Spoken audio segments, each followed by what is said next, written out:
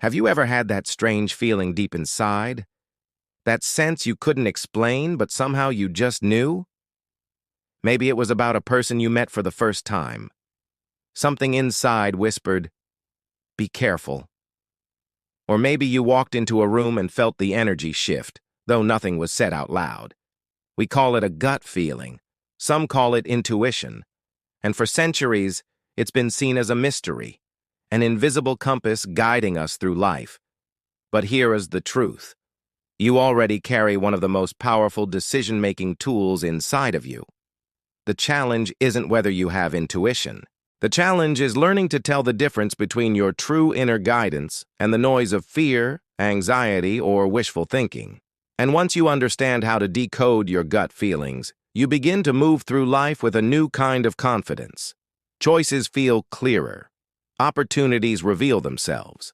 And you stop second-guessing every move because you trust the quiet signals coming from within. But how do you actually do that? How do you separate intuition from worry? How do you train yourself to notice those subtle nudges instead of brushing them aside? That's what we're exploring today. And I'll tell you right now, if you stay with me, not only will you learn to sharpen your intuition, but you will also learn how to step into what I call the intuitive flow state, a mental space where insights come naturally and answers often feel like they're downloading straight into your mind. Let's start with the truth about gut feelings. Scientists have discovered that your gut and your brain are connected by a network of over 100 million neurons. It's often called the second brain. That's why when you're anxious, your stomach tightens. When you're excited, you feel butterflies. And when you're about to make a decision that doesn't align with your deeper knowing, your gut often reacts before your mind has time to rationalize. Think about a time you ignored that feeling. Maybe you had a sense a relationship wasn't right, but convinced yourself otherwise. Or you sensed a deal was off, but pushed ahead anyway. Almost always, you look back and say, "I knew it. I felt it from the start." That's the voice we're talking about, the one that whispers before logic speaks. But here's the challenge. Anxiety, fear, and wishful thinking can sound a lot like intuition. So the first step is learning how to decode the difference. One powerful exercise for this is something I call the body scan. The body scan is simple but revealing. Whenever you face a choice, pause. Close your eyes, take a few slow breaths, and bring your awareness from the top of your head down through your body. Pay attention. Does your chest feel lighter or heavier? Is your stomach calm or tense? Does your breathing deepen, or does it get shallow? Intuition often feels steady, grounded, even peaceful, even if the decision itself feels challenging. Anxiety, on the other hand, feels tight, urgent, and chaotic. It rushes you. It demands you act right now.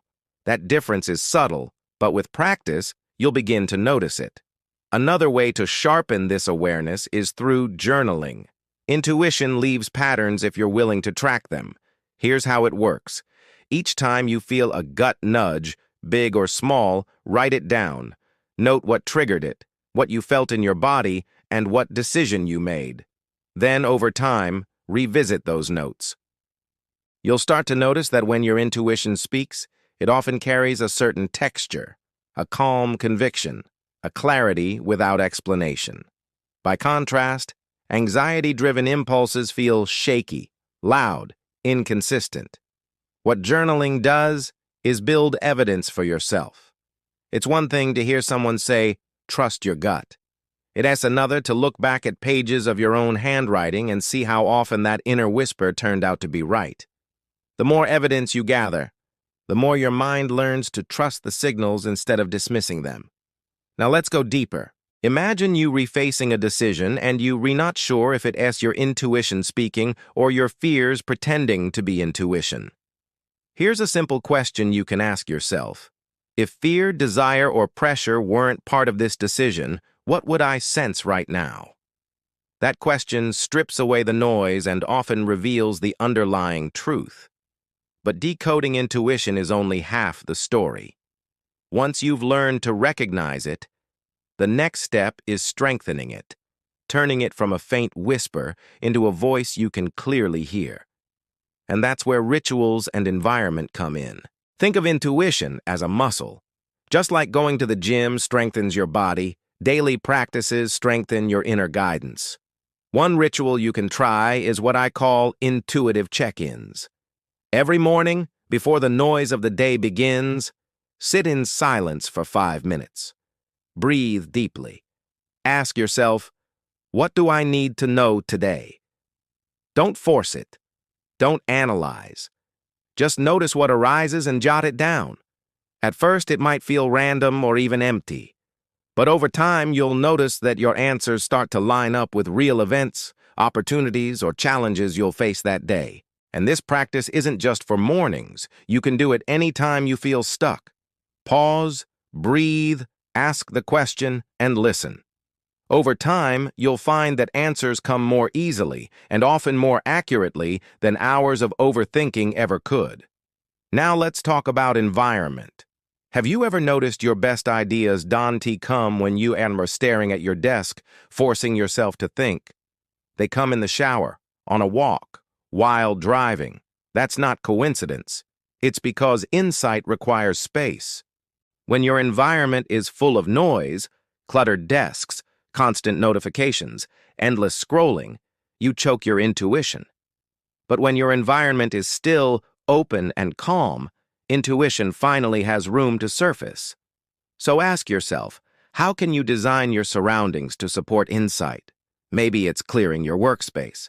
Maybe it's playing soft instrumental music instead of constant chatter.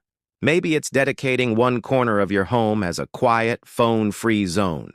The specifics don't matter. What matters is creating an environment that signals to your mind, here, it's safe to slow down and listen. There's another piece that surprises people: detachment. Most of us try to force answers. We obsess, we analyze from every angle, but the harder you chase clarity, the further it runs.